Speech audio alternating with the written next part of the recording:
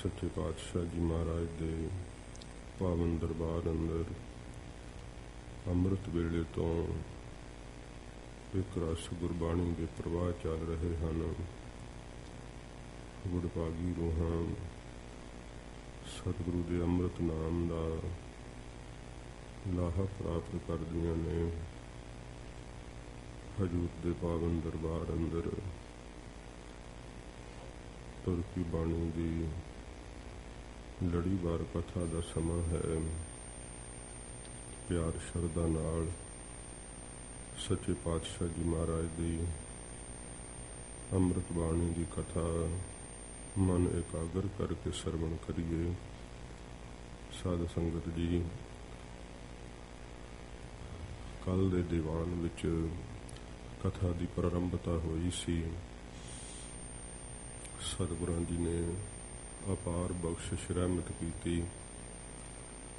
गरीब नवाज जी के तरस सदका ये पवित्र बाणी की कथा जिथे भोग पए हजूर ने आप रहमत करके पवित्र बाणी की कथा की आरंभता करवाई। कल मूल मंत्र जो सतगुरां जी ने बख्शिश किया है, इहदे अखरी अर्थ साध संगत जी केवल आप जी ने सरवण कीते सी। सतगुरां जी की पवित्र बाणी अगाध बोध है। इस पवित्र बाणी के अर्थ सतगुरु जी आप ही जानते हैं, पर हजूर ने आप कृपा करके प्रणाली चलाई है। इस करके गुरु घर की मर्यादा के मुताबिक जिन्ना क सतगुरु जी सोझी बख्शिश करते हैं, उस दे मुताबिक हर कोई गुरमुख महाराज जी का जस करते हैं। एक ओंकार दे ही अर्थां का विस्तार सतपुरुषां ने इन्ना कीता है कि जिहदा साध संगत जी था पाउना बहुत जिहड़ा है औखा कहां कि नामुमकिन है। जिमें सतगुरां जी का यह मंत्र अगाध बोध है, बेअंत है, अनंत है। सतगुरु जी ने अपने प्यारिਆਂ ਨੂੰ ज्ञान भी इन्ना बख्शिश किया कि उन्होंने उस ज्ञान दे अंदर इस पवित्र मंत्र दे अर्थ बड़े साध संगत जी विशालताई नाल कीते ते इन्ने ज्ञान भरपूर अर्थ करदियां होया भी निमरता नाल यही शब्द कहे कि महाराज आप दी बाणी अगाध बोध है। आप जी दी पवित्र बाणी का कोई था नहीं पा सकता। जिन्ना जिन्ना आप जी जियां नूं ज्ञान बख्शिश करते हो, आप अपनी बुद्ध है जेती बरनत भिन्न भिन्न तुहे तेती। उन्ना को महाराज आप जी नूं कोई भी वर्णन कर सकता है जिन्नी क आप जी सोझी वर्णन करन दी बख्शिश करते हो। गुरबाणी अथाह है, इसदा था नहीं पाया जा सकता। साध संगत जी, श्रीमान संत ज्ञानी गुरबचन सिंह जी खालसा पिंडरां वाले महापुरखों के वक्त समय एक निर्मल संप्रदा के महापुरख सन। उन्होंने गुरसागर रतनी भरपूरे अमृत संत चुगै नहीं दूरे ये शब्द दे साध संगत जी 21 अर्थ कीते सी। बहुत विद्वान पुरख सन, 21 अर्थ कीते इस शब्द दे ते पर कमजोरी ये निकली कि उन्होंने अखीर विच ये कह दिता कि ये शब्द दे केवल इन्ने अर्थ वै, इदों अगे होर अर्थ नहीं हो सकते। उत्थे श्रीमान संत ज्ञानी गुरबचन सिंह जी खालसा पिंडरां वाले महापुरख जथे समेत पहुंचे हुए सीगे। महापुरख तां भावें नहीं सी चाहुंदे, पर उथों दे प्रबंधक गुरमुखां ने बेनती करके कि महाराज तुसी जरूर इस शब्द के अर्थ सुनाओ। ते महापुरखां ने डाढ़ा चिर उन्हां दे फिर कहण तो कथा कीती ते महापुरखां ने 51 अर्थ इस पावन शब्द दे कीते ਤੇ ਨਾਲ ਇਹ ਬੇਨਤੀ ਕੀਤੀ ਕਿ ਗੁਰੂ ਪੰਥ ਖਾਲਸਾ ਜੀ ਸਮਾਂ ਆਗਿਆ ਨਹੀਂ ਦਿੰਦਾ। ਸੱਚਖੰਡ ਵਾਸੀ ਸ੍ਰੀਮਾਨ ਸੰਤ ਬਾਬਾ ਸੁੰਦਰ ਸਿੰਘ ਜੀ ਖਾਲਸਾ ਪਿੰਡਰਾਂ ਵਾਲਿਆਂ ਨੇ ਦਾਸ ਨੂੰ ਇਸ ਸ਼ਬਦ ਦਾ 101 ਅਰਥ ਪੜਾਇਆ ਏ।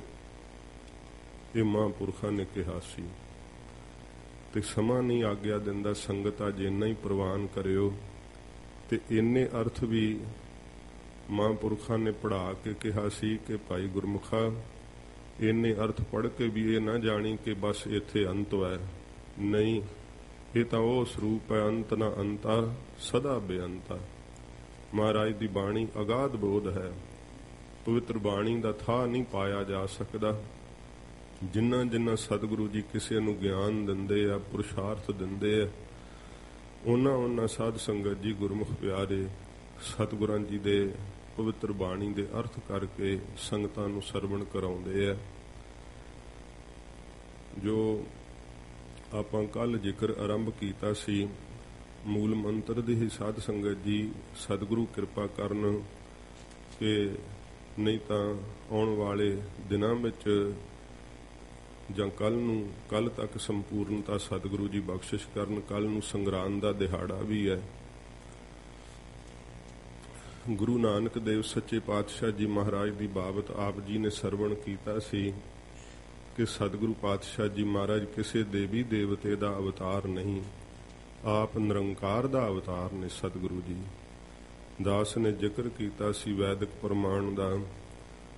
ਕਈ ਗੁਰਮੁਖ ਇਉਂ ਵਿਚਾਰ ਕਰ ਲੈਂਦੇ ਐ, ਸੁਣਨ ਦੇ ਅੰਦਰ ਕਈ ਵਾਰੀ ਹੋ ਜਾਂਦਾ ਹੈ, ਕਈ ਵਾਰੀ ਬੋਲਣ ਵਿੱਚ ਵੀ ਸਾਧ ਸੰਗਤ ਜੀ, ਕਿਉਂਕਿ ਅਸੀਂ ਜੀਵ ਹਾਂ, ਅਲਪੱਗ ਹਾਂ, ਸਤਿਗੁਰੂ ਜੀ ਸਰਬੱਗ ਹਨ। ਜੋ ਸਾਧ ਸੰਗਤ ਜੀ ਇਹ ਦੇਵੀ ਦੇਵਤਿਆਂ ਦਾ ਪੂਜਨ ਹੈ ਨਾ, ਜਿਹਨੇ ਗੁਰੂ ਸਾਹਿਬ ਦਾ ਪੂਜਨ ਕਰ ਲਿਆ ਉਹਨੇ ਬ੍ਰਹਮਾ ਜੀ ਦਾ ਪੂਜਨ ਕਰ ਲਿਆ। ਸ਼ਿਵ ਜੀ ਵਿਸ਼ਨੂੰ ਸਭ ਦਾ ਪੂਜਨ ਕਰ ਲਿਆ ਜਿਹਨੇ ਗੁਰੂ ਸਾਹਿਬ ਦਾ ਪੂਜਨ ਕਰ ਲਿਆ। ਕਿਉਂਕਿ ਗੁਰੂ ਸਾਖਸ਼ਾਤ ਪਾਰ ਬ੍ਰਹਮ ਪਰਮੇਸ਼ਰ, ਤਸਮੈ ਸ੍ਰੀ ਗੁਰੂਦੇਵ ਨਮః। ਸਤਿਗੁਰੂ ਜੀ ਪ੍ਰਤੱਖ ਵਾਹਿਗੁਰੂ ਦਾ ਰੂਪ ਹਨ। ਹਾਥੀ ਦੀ ਪੈੜ ਵਿੱਚ ਸਾਰੀਆਂ ਹੀ ਪੈੜਾਂ ਆ ਜਾਂਦੀਆਂ। ਜਿਹਨੇ ਗੁਰੂ ਨਾਨਕ ਸਾਹਿਬ ਨੂੰ ਮਨਾ ਲਿਆ ਨਾ, ਉਹਨੇ ਸਭ ਪੀਰ ਫਕੀਰ ਮਨਾ ਲਏ। ਇਹ ਸਤਿਗੁਰੂ ਗੁਰੂ ਨਾਨਕ ਦੇਵ ਸੱਚੇ ਪਾਤਸ਼ਾਹ ਜੀ ਮਹਾਰਾਜ ਦੀ ਬਾਬਤ ਜੋ ਪ੍ਰਮਾਣ ਨੇ, ਉਹਨਾਂ ਪ੍ਰਮਾਣਾਂ ਦਾ ਜ਼ਿਕਰ ਆਇਆ। ਫਿਰ ਸਾਧ ਸੰਗਤ ਜੀ ਸਮਾਂ ਸੀਮਤ ਸੀਗਾ ਕੱਲ। ਜੋ ਅਵਤਾਰ ਦੀ ਪਹਿਚਾਨ ਹੈ ਨਾ, ਉਹ 5 ਗੁਣਾਂ ਤੋਂ ਹੁੰਦੀ ਹੈ।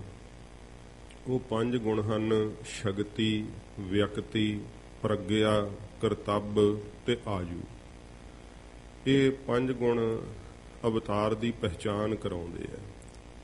ਕਿਉਂਕਿ ਆਮ ਵਿਅਕਤੀ ਦੇ ਅੰਦਰ ਇਹ ਸਾਧ ਸੰਗਤ ਜੀ ਜੋ 5 ਚੀਜ਼ਾਂ ਨਾ, ਆਮ ਵਿਅਕਤੀ ਨਾਲੋਂ ਅਵਤਾਰ ਦੀਆਂ ਵਿਲੱਖਣ ਹੁੰਦੀਆਂ ਨੇ।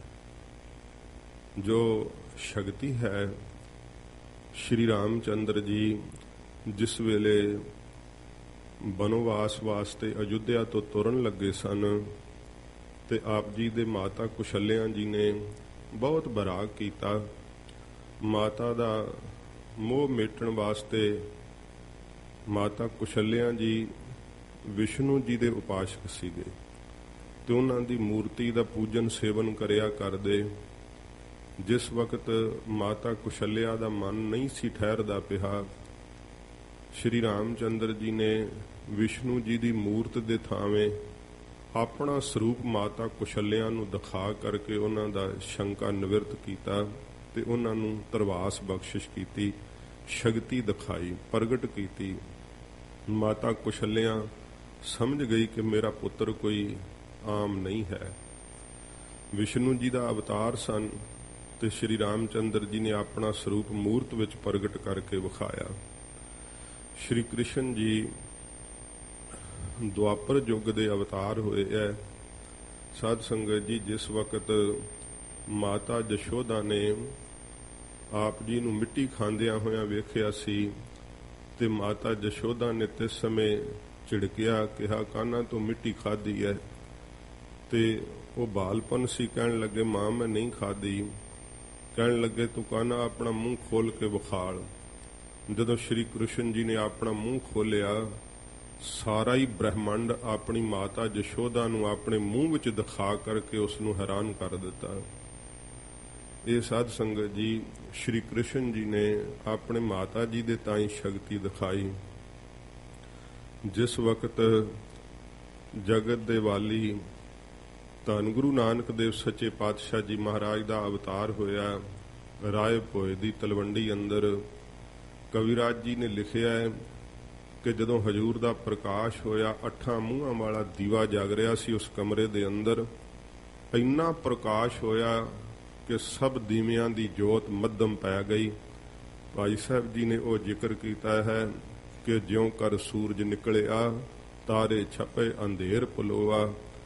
ਸਭ ਜਿਵੇਂ ਸਾਧ ਸੰਗਤ ਜੀ, ਸੂਰਜ ਦੇ ਚੜ੍ਹਨ ਨਾਲ ਤਾਰਿਆਂ ਚੰਦਰਮਾ ਦੀ ਆਭਾ ਨਹੀਂ ਕੋਈ ਰਹਿੰਦੀ। ਗੁਰੂ ਨਾਨਕ ਦੇਵ ਸੱਚੇ ਪਾਤਸ਼ਾਹ ਜੀ ਮਹਾਰਾਜ ਸੂਰਜ ਵੱਤ ਪ੍ਰਗਟ ਹੋਏ।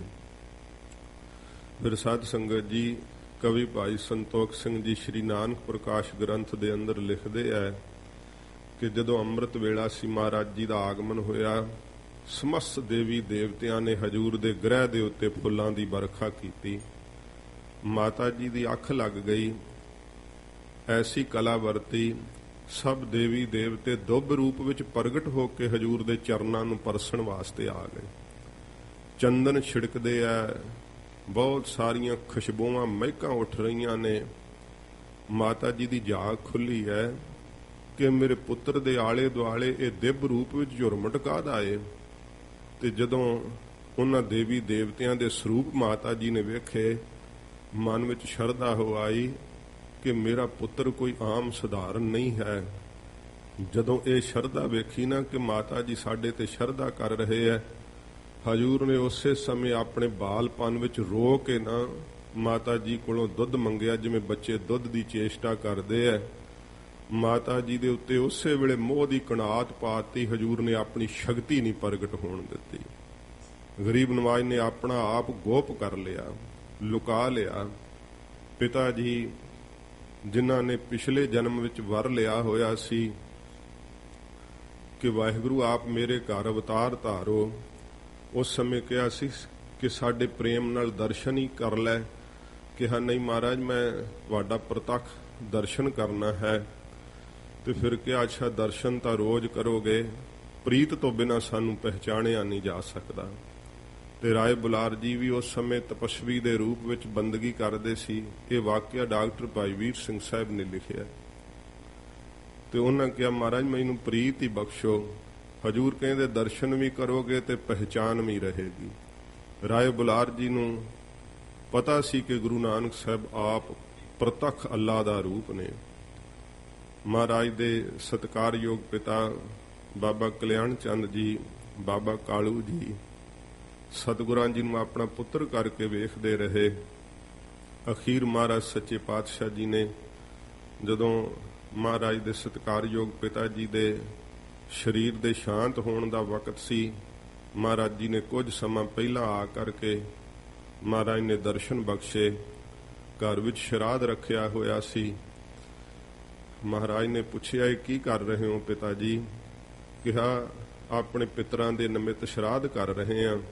ਹਜੂਰ ਹੱਸ ਕੇ ਕਹਿੰਦੇ ਪਿਤਾ ਜੀ ਤੁਹਾਨੂੰ ਆਪਣੇ ਪਿਤਰਾਂ ਲਈ ਸ਼ਰਾਧ ਕਰਨ ਦੀ ਲੋੜ ਨਹੀਂ, ਉਹ ਤਾਂ ਸਾਰੇ ਸੱਚਖੰਡ ਬੈਠੇ ਆ। ਜੇ ਦੇਖਣਾ ਚਾਹੁੰਦੇ ਹੋ ਤੇ ਦਿਖਾ ਦਿੰਨੇ ਆ। ਸਤਿਗੁਰੂ ਜੀ ਨੂੰ ਅੱਗੇ ਹੱਥ ਜੋੜ ਕੇ ਕਹਿੰਦੇ ਆ ਜੇ ਇਦੋਂ ਕੀ ਹੋਰ ਚੰਗਾ ਜੇ ਮੈਨੂੰ ਦਿਖਾ ਦਿਓ ਤਾਂ। ਸੱਚੇ ਪਾਤਸ਼ਾਹ ਜੀ ਮਹਾਰਾਜ ਨੇ ਉਸੇ ਸਮੇਂ ਘਰ ਦੇ ਚੌਂਕੇ ਵਿੱਚ ਬੈਠਿਆਂ ਹੋਇਆਂ ਆਪਣੇ ਪਿਤਾ ਜੀ ਦਾ ਹੱਥ ਪਕੜਿਆ। ਛਿਨ ਮਾਤਰ ਸਮੇਂ 'ਚ ਹੀ ਪਿਤਾ ਜੀ ਨੂੰ ਸੱਚਖੰਡ ਲੈ ਗਏ। ਜਿੰਨੇ ਪੁਰਖੇ ਸੀ ਸਭ ਉੱਠ ਕਰਕੇ ਬਾਬਾ ਕਾਲੂ ਜੀ ਦੇ ਚਰਨੀ ਲੱਗੇ। ਬਾਬਾ ਕਾਲੂ ਤੂੰ ਧੰਨ ਹੈ, ਜਦੋਂ ਤੋਂ ਤੇਰੇ ਘਰ ਜਗਤ ਗੁਰੂ ਜੀ ਨੇ ਪ੍ਰਕਾਸ਼ ਲਿਆ ਅਸੀਂ ਸਭ ਸੱਚਖੰਡ ਪਹੁੰਚ ਗਏ ਹਾਂ। ਸਾਡਾ ਉਧਾਰ ਹੋ ਗਿਆ, ਪਿਤਰਾਂ ਦੀ ਕਲਿਆਣ ਹੋ ਗਈ ਹੈ।